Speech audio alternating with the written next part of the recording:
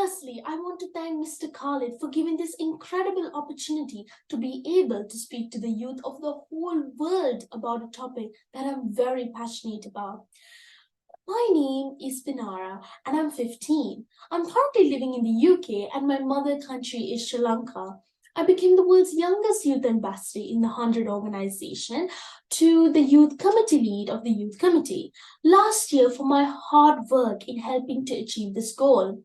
I am also the founder of the Green Heart Foundation, which I work hard to create a sustainable, developed, and peaceful world while protecting our nature.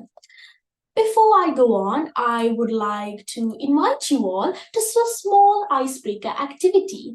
I would like to ask, what have you all prepared on behalf of your future? And if there are any adults here, what have you saved for your children's future? When I asked this question in another platform, I got different replies. Youth replied they are planning to contribute and continue their education and earn a lot of money or their business plans. And adults said about the millions of inheritance that they saved for their children. And one person said he had earned enough for generations after him. Now, even though we all had a very happy conversation, finally, I only asked one question. As you all have prepared so much for your future, tomorrow when you wake up and there's a boiling temperature outside to the point you can't even go outside, or your entire environment is completely flooded with the sea or in ice caps, what have you prepared for it? Even if people don't like to imagine this happening, our future is dangerously close to this. At that point, everyone became silent, shocked, and looked at me with a strange expression. My dear friends, as a child growing up, I always loved being around nature, the environment, and felt a loving connection to it, as it made me feel safe and loved. The similar feelings I got from my own mom. And the daily destruction of the climate, our environment by our own human population due to money, comfort, and power is heartbreaking. We have to first understand that the Earth is the only planet we have, the only one with a variety in the weather that has resources for our survival. First, I would like to dive into what climate change is. It's the long-term change in the Earth's climate due to an increase in the average atmospheric temperature. And our natural climate change can happen over thousands of years in an incredibly slow way, which we can't prevent, with a very less effect made by these to the planet. In more of a detail, some of the nature factors include orbital changes, the Earth's natural warming and cooling periods, volcanic activity. During a volcanic eruption, carbon dioxide is released to our atmosphere. Solar output. The amount of radiation given from the sun can increase in the Earth's global temperatures. But today, I want to focus on human causes of climate change, which are causing significant harm and rapid environmental degradation, and discuss ways to combat this. First of all, let's talk about some of the human factors, which include burning fossil fuels, example, coal, gas, and oil, which release carbon dioxide into our atmosphere. Deforestation, the trees that normally absorb carbon dioxide during photosynthesis. If they are cut down, there will be a higher amount of carbon dioxide in our atmosphere. Dumping waste in landfill.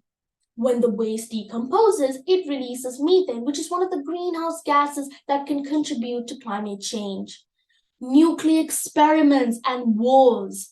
In addition to the sudden harm, the climate also largely gets affected, creating freezing conditions, mass starvation, and deaths around the world. Finally, agriculture and constructions. Agricultural practices lead to the release of harmful gases. For the developing population, we have to, but the immense amount of deforestation we do is quite alarming. Next, we need to talk about the dangerous effects that these causes take on our environment, which include increasing temperatures. The global temperature has risen by over 0.75 degrees in the last century, and there are signs that this can be on the increase. Glacier and ice cap melting. The warmer global temperatures meant that polar ice caps in the higher ground are starting to melt, with the ice that has retreated by around 25%. And reports in 2017 that large sections of Antarctica ice shelf were breaking off. Sea level changes. From 1900, the sea levels around the world has risen by around 17 centimeters. As the ice melts around the world, the amount of water released will continue to rise. Finally, changing living conditions.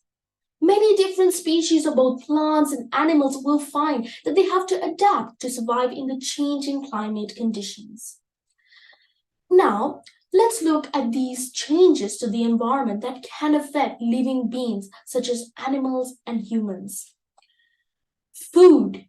As the seasons change, many farmers will need to consider the crops that they plant. They might need to change to suit the changing conditions. Health. Many of the world's poorest people are at a serious risk as climate change. There will be issues with both food supply that increases in malnutrition. Water. Although there might be more rain, it will be less predictable for farming and crops. Death. Death rates will increase, and the UN estimates that over 300,000 people will die each year already due to climate change. Diseases such as malaria and cholera will also be on the increase. My dear friends, instead of going forward for our own personal aims, we must take action now, or else we will cease to exist. What would happen if we don't stop climate change as mankind? The WHO organization predicts that climate change impacts will cause 250,000 more deaths globally each year, mainly from malnutrition and disease. With this, we can see that as living beings, both humankind, animals, and vegetation will all be negatively impacted, and our lifespan will decrease if this continues. So, we need to act now. Now, let's look through some solutions that we as individuals and as a society can do to combat climate change. The individual pathway. Save energy at home by turning off electrical appliances when not in use. Trying to save energy at home as much of our electricity and heat is powered by coal, oil, or gas.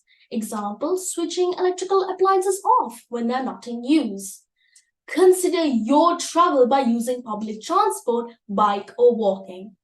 The world's roads are often filled with vehicles that are increasingly causing pollution. Walking or cycling can help to reduce emissions and improve health and fitness. Following the 3 R's or 6 R's, including reuse, reduce, and recycle. These work against stopping climate change, and it minimizes the damage to the environment through production of materials and also the effect of the environment when we try to get rid of them. Change your home source of energy, including renewable energy sources.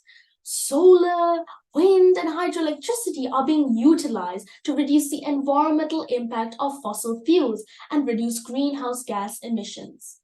Now, here's the next type of solution I would like to introduce to you all, the social solutions that we together as a society can do to help reduce climate change. Social pathway. These include the spreading awareness on this subject to others. Helping to spread awareness to others who may not be as aware about this problem by creating posters, spreading leaflets, and through social media platforms. Frequent checkups on the waste disposal of industries by governments and environmental organizations. Industries cause harm globally, and the governments and environmental organizations should monitor adherence to guidelines for waste disposal and sign petitions to minimize harm.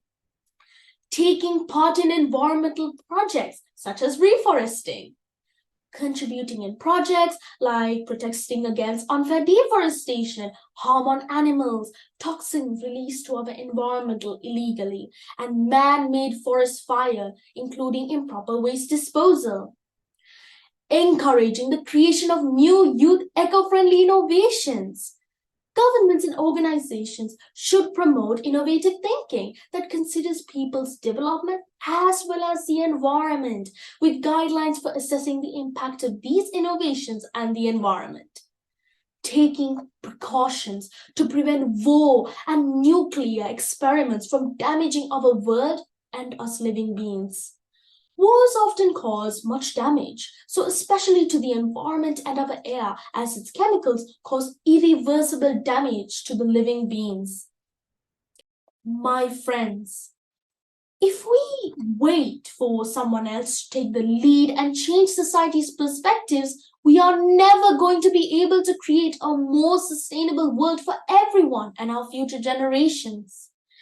Finally, remember, during your lifetime, all the things you previously thought of saving for yourself, family, and future generations are never as valuable as this. Because when we destroy our world through climate change, we are all going to be destroyed together. At that moment, anything we saved up till then will be worthless and we won't be able to help anyone. For your own future, start today. Thank you very much.